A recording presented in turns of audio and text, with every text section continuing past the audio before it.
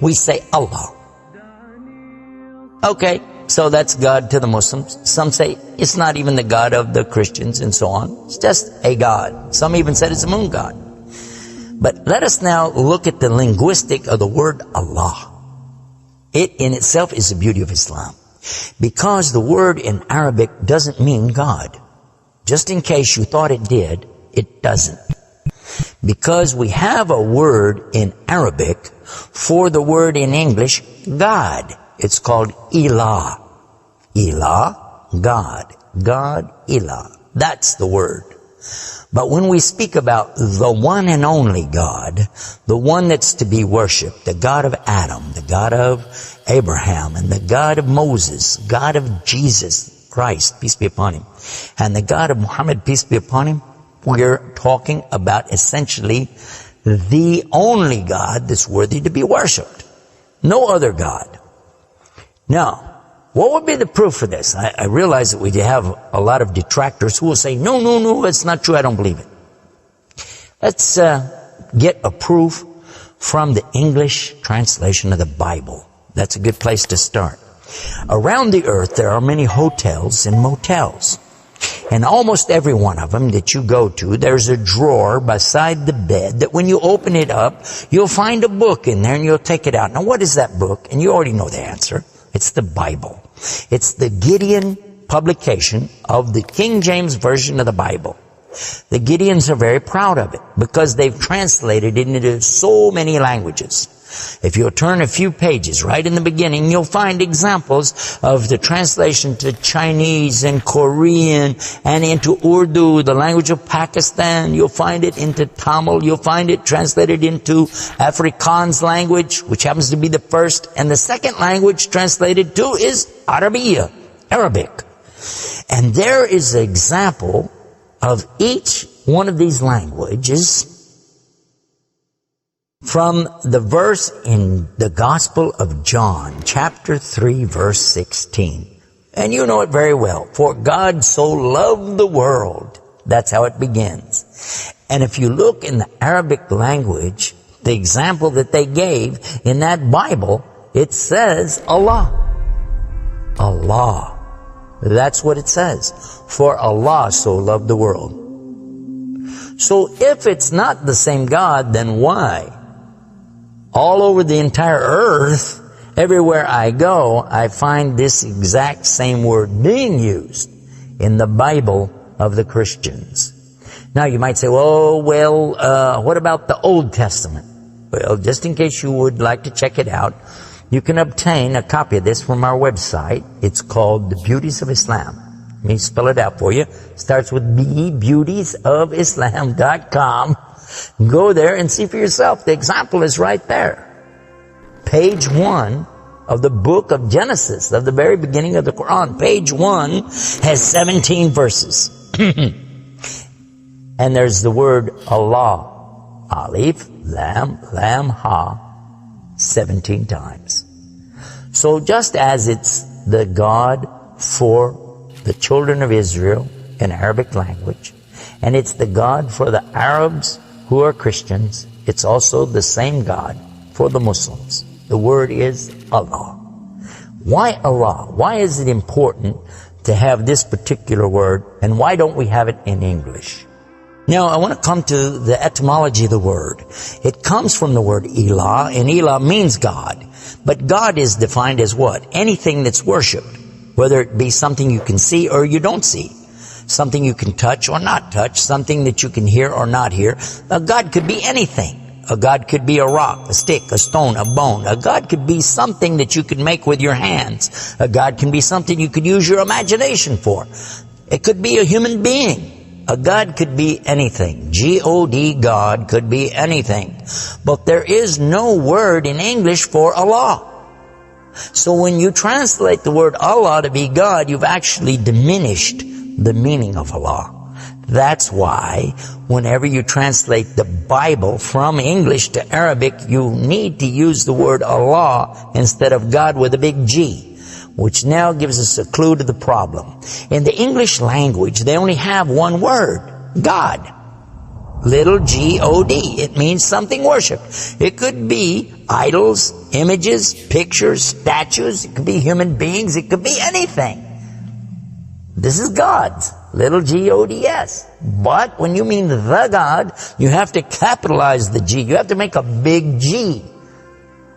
Now, what happens if you're going to start the sentence with the word God? You have to make a big G anyway, don't you? So you wouldn't know if it was God, big God, or God, a little God, just any old God. You wouldn't know. Also, whenever you're speaking to someone, they can't see the letters. So when you say God, which God? What God are you talking about? In Arabic, though, it's clear. When you say Ilah, okay, he's talking about a God. And Allah is an Ilah. But he's also Al-Ilah, the only Ilah. And when you say Allah, this firms it up. And there's no doubt in anybody's mind that you're talking about the one and only God. The word Allah in the Arabic language cannot be made plural. There can't be more than one. Okay, that perfectly fits the unique God of the believers, because there's not more than one. He's only one.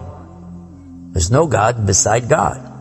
Second point is this: it can't be made female or male. There's no gender to the word. In Arabic, all the words have gender. All words have gender. But this particular word is only having gender because of the Arabic language, not because Allah has gender. I'll give you an example. It always says like Allahu. This means Allah, He is. But when we say He, it's out of respect for Allah, because Allah is without gender, because He's not like His creation. Not male, not female. Additionally, we find that the examples in Quran, for instance, when Allah is talking about Himself, you'll find it says Nahnu. Nahnu means we. And Allah refers to Himself as Nahnu. He also says khalaqna. He says khalaqna. What does that mean? He's saying that we created. And throughout the Quran you find Allah referring to Himself as we, our, and us. And right away you're going to say, okay, if that's not plural, then what is? In fact, this is the royal we used by a king or a queen when they're giving decrees. We have it in English too, so you can understand. The king says, we decree the following, and he's talking about himself. It's the royal we. Now, I thought about this quite a bit, and I was trying to think, how could I give a better example?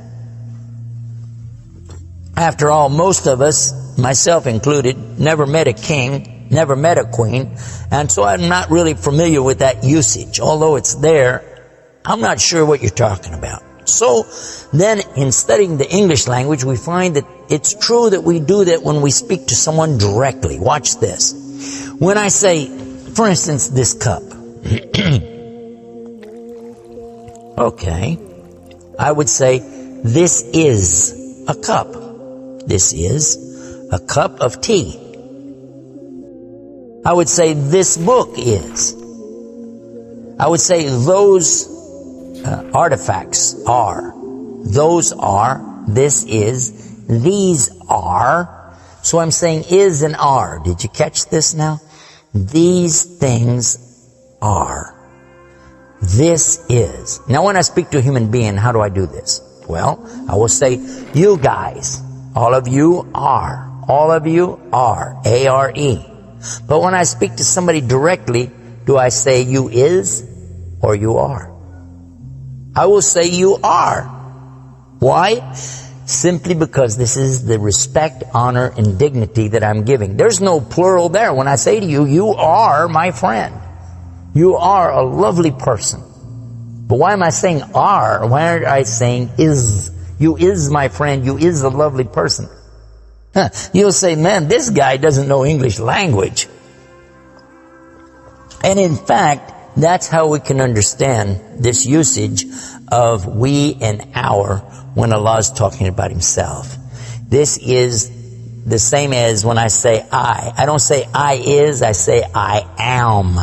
And again, it's to show the, not plural, but rather the specific nobility, dignity, and honor that you give to the one who's speaking about himself and to the one he's speaking to.